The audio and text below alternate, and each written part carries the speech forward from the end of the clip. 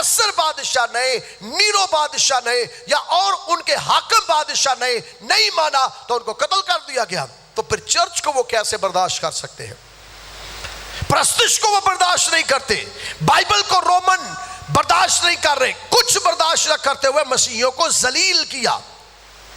अब चर्च तो है नहीं, तो तीसरी सदी का दरमियानी हिस्सा आया, एकदम एक नया इनकलाब आ गया। और वो इनकलाब क्या आया कि जो स्टेट रिलीजन बन गया, क्रिश्चियनिटी मजहब जो था, वो क्रिश्चियन मजहब जो था वो रियासत का मजहब बन गया। और रियासत के अंदर तो चर्च ही नहीं थे, मेरे साथ रहना, रियासत के अंदर चर्च नहीं है, रियासत के अंदर इबादत गाहें नहीं है, रियासत के अंदर बिल्डिंग्स नहीं है। रोम ने बिल्डिंग्स नहीं बनाने दी, कोई सलीब नहीं लगी। पहली 3-3.5 सदियों के अंदर सलीब निशान नहीं था मसीहियों का। मसीहियों का सलीब बाद में निशान आके बना है। पहले मछली निशान था मसीहियों का। पहला निशान जो क्रिश्चियनिटी का निशान था मछली था, और मछली बनाने का मतलब यह था यीशु मसीह खुदा का बेटा मेरा नजात दहिंदा है।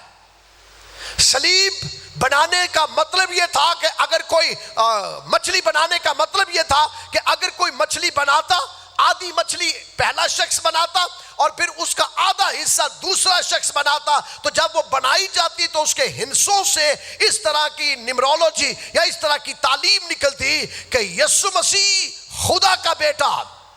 जब वो एक हिस्सा मछली का बनता तो इसका मतलब था यीशु मसीह खुदा का बेटा। जो दूसरा ईमानदार था डरा हुआ रोम की हुकूमत से, वो बाकी हिस्सा बनाता तो इसका मतलब था मेरा नजात दहिंदा। ये था मसीहियों का निशान। यीशु मसीह खुदा का बेटा मेरा नजात दहिंदा मछली निशान था। सलीब जो था वो नई निशान था। सलीब बाद में निशान बना मसीहियों का आके। और ये तीसरी सदी, चौथी सदी के आगाज में और तीसरी सदी के इख्तिताम में जाके सलीब इंट्रोड्यूस हुई है। लेकिन इससे पहले तो तसव्वुर नहीं किया जा सकता कि सलीब भी के निशान बनाया जाए। जो यूट्यूब पर मुझे देखेंगे या लाइव देख रहे हैं, वो इसकी रिसर्च करें गूगल पे, कोई दूर नहीं है आपके पास। अब आपके पास रिसर्च करने के लिए आपके हाथों में मोबाइल है, इसलिए स्मार्ट मोबाइल आपके पास है। वाईफाई पाकिस्तान में बहुत जगहों पर फ्री है।